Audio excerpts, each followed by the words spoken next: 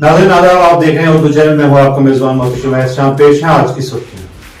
Jammu Kashmir police की तरफ से मंशियात के इस्तेमाल और लत के बारे में बेदारी फैलाने के लिए की जा रही कोशिशों को जारी रखते हुए RPHQ राजौरी ने पुंछ में मंशियात के खिलाफ एक मेगा रन फॉर यूनिटी का इनेकाद किया।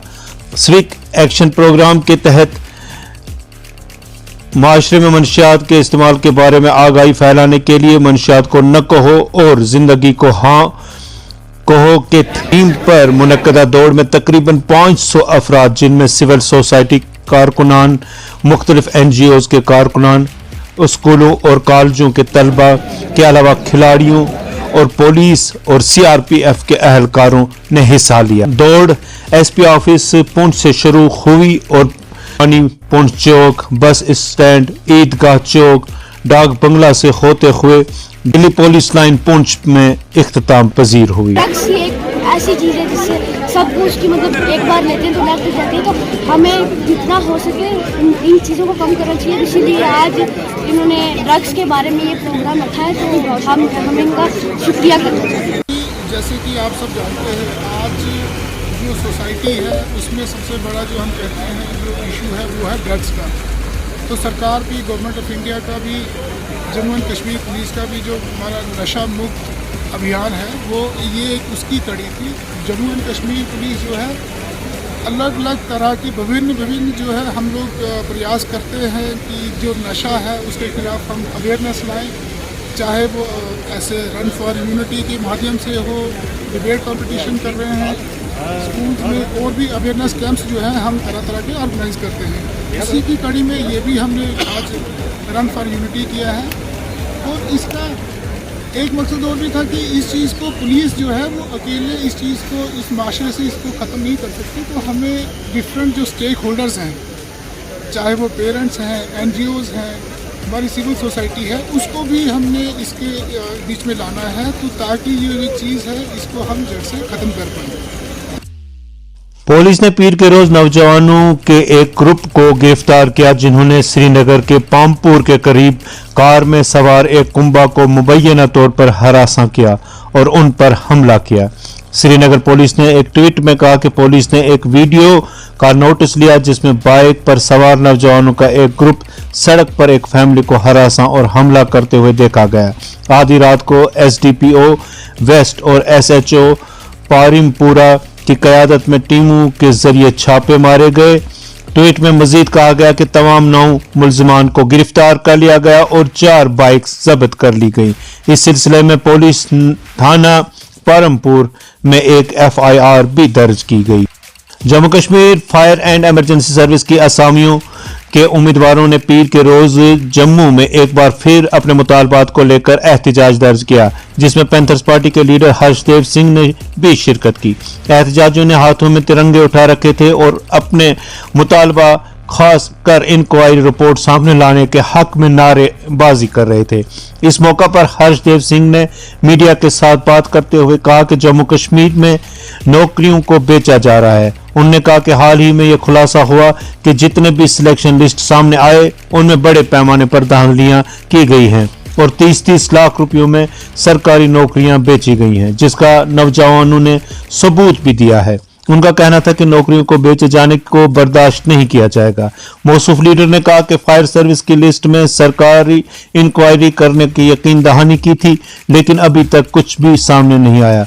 उन्होंने कहा कि नौजवान इंसाफ चाहते हैं, जिसके लिए वो कोई भी कुर्बानी देने के लिए तैयार हैं। डांगरी हमला मुलजिमीन के खिलाफ कार्रवाई न होने पर मुतासरीन का सरकारी इमदाद नौकरियां वापस करने का ऐलान। डांगरी हमला मुतासरीन के अहले खाना ने राजौरी में एक प्रेस कॉन्फ्रेंस मुनक्कद की। इसी दौरान उन्होंने कहा कि 3 माह गुजर गए के बावजूद हुकूमत और सिक्योरिटी एजेंसियां हमला आवरों को कैफर किरदार तक नहीं पहुंचा पाई हैं। उन्होंने निहायत बरहमी का इजहार करते हुए कहा कि हुकूमत ने महज झूठे वादे किए हैं, जिसकी वजह से हम हर किस्म की माली इमदाद और सरकारी मुलाजमतें वापस करने का ऐलान करते हैं। देखो, मेरे बच्चों को गए हुए आज 90 दिन हो गए, लेकिन आज दिन तक हमें कोई भी एजेंसी की तरफ से किसी किस्म की कोई भी सिचुएशन नहीं आ रही है कि आपका केस कहाँ तक पहुंचा है, कहाँ तक नहीं पहुंचा है। और ऊपर से हमारे डीजी साहब ने ये बता रहे हैं हमें कि जो मिलिटेंट थे वो पाकिस्तानी थे और वापस पाकिस्तान में चले गए। हमें यही इंसाफ उनकी तरफ से मिल रहा है। हम तो कुछ और ही सोच विचार करके बैठे हुए थे यहाँ पे कि हमारी जो एजेंसी इतनी थी बड़ी एजेंसियां हमारे लिए लगाई गई हैं, तो साथ में हमारे अमित शाह जी का भी इसमें पूरा जो है सहयोग, अभी तक ये हमारा सहयोग दे रहे हैं। रविंद्र रोना जी भी हमारा पूरा सहयोग दे रहे हैं। उन्होंने हमारे घर में कम से कम 10-10 बार चक्कर लगा चुके हैं। वो अभी फिर भी आने के लिए तैयार हैं कि मैं डांगरी फिर आऊंगा। ऊपर से हमारे देखो डीजी साहब ने क्या किया कि वो पाकिस्तानी थे और पाकिस्तान में वापस चले गए हैं। चलो कोई बात नहीं, हमने उनसे क्या लेना है, उग्रवादी से हमने कुछ नहीं लेना है। हम सिर्फ यही चाहते हैं कि यहाँ पे वो ठहरे हैं, जिनके घर में उन्होंने खाना खाया, रात में उधर उन्होंने जो भी किया रात को, वो घर वाले आदमी हमें चाहिए। और जो आदमी ने हमारे बच्चों का जिन्होंने कातिल किया है, सिर्फ हमें वो सरकार से हमारी यही विनती है कि बस वो आदमी हमारे यहाँ पे हमारे सामने लाए। देखो एक तो हमारा बच्चों के साथ इतना बेइंसाफी हो गई कि बच्चे हमारे शहीद हो गए। ये शहीद बच्चों की माँ बोल रही है कि हम इस माँ का कोई भी सहारा नहीं है, सिर्फ एक सरकार का सहारा है। अगर ये सरकार भी आज हमें सहारा नहीं देगी तो ये कहाँ जाएंगे? इनके लिए भी तो कोई सरकार जगह बताएगी नहीं कि आप वहां पे चले जाओ, आप वहां पे चले जाओ। और ऊपर से जो हमारे ऑफिसर जाने हैं यहाँ डिस्ट्रिक्ट रजौरी के, वो भी जो थे हमारे क्या ये जो उनकी बदली हुई आज एसएसपी साहब भी यहाँ से वो साइड मार के जा रहे हैं। ऊपर से एसएचओ साहब ने भी साइड मार दी है। मेरी उनसे यही विनती है कि वो तो जो मुलाजिम है यहाँ ही उनको भेजेंगे, वो जाएंगे, लेकिन जब तक ये हमारा केस सॉल्व नहीं होगा तब तक उनको उनकी कहीं भी जाने के लिए उनकी सरकार के आगे मेरी यही विनती है कि उनको यहाँ पे ही रहने दें जब तक हमारा केस सॉल्व होता है। उसके बाद आपकी यहाँ मर्जी उनको वहां पे ले जाएं, लेकिन उनका यहाँ भी होना चाहिए साथ में, वो कहीं जाने नहीं चाहिए साथ। और जो सरकार ने हमें नौकरी दी है, देखो हमें नौकरी को क्या करना है, हम मरे हुए हैं। हमारे घर में आज 3-3 महीने हो गए, हमारे घर में चूल्हा नहीं जल रहा है।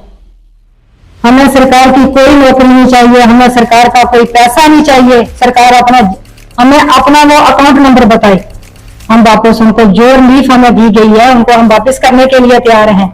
अगर हमारी वो सुनवाई कर सकते हैं तो ठीक है, अगर सरकार सुनवाई हमारी नहीं कर सकती है तो फिर हम जितने भी डंगरी वासी हैं, ये हमारे बच्चे नहीं है, पूरे हिंदुस्तान के बच्चे हैं। तो ठीक है, जैसे वो पाकिस्तान में जा रहे हैं ना, ये आ भी जा रहे हैं और जा भी रहे हैं, इसलिए हमारे रास्ते भी खुले हैं आने जाने के लिए। हम भी फिर तैयार हैं, हमें यहाँ हम पलायने के लिए तैयार हैं।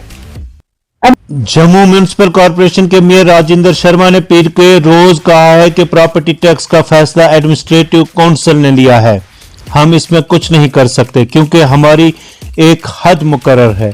इन बातों का इजहार मेयर मौसूफ ने जम्मू में एक प्रेस कॉन्फ्रेंस के दौरान किया। उन्होंने कहा कि अगर पार्लियामेंट कोई बिल पास करती है तो असेंबली पर यह जिम्मेदारी होती है कि वो इसको लागू करे।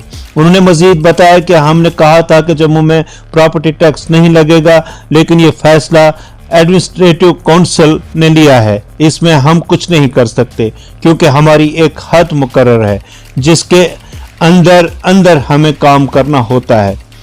उनके मुताबिक 1000 स्क्वायर फुट पर कोई टैक्स आयद नहीं होगा। मौजूदा इंतजामिया ने सोच समझकर ही जायदाद टैक्स लागू करने का फैसला लिया है। उन्होंने बताया कि इन पैसों को लोगों की फलाह व बहबूद की खातिर खर्च किया जाएगा। मेयर मौसूफ ने मजीद बताया कि अगर प्रॉपर्टी या दूसरे टैक्स लागू नहीं होंगे तो इदारे कैसे चले। उर्दू चैनल में आज बस इतना ही। अपने मेजबान मखसूम शाम और उर्दू चैनल की पूरी टीम को दीजिए इजाजत। आप हमारा चैनल सब्सक्राइब करें, हमारे वीडियोस लाइक और शेयर करें और लाजमी कमेंट बॉक्स में कमेंट करके अपने तासरात से नवाजें। खुदा हाफिज़।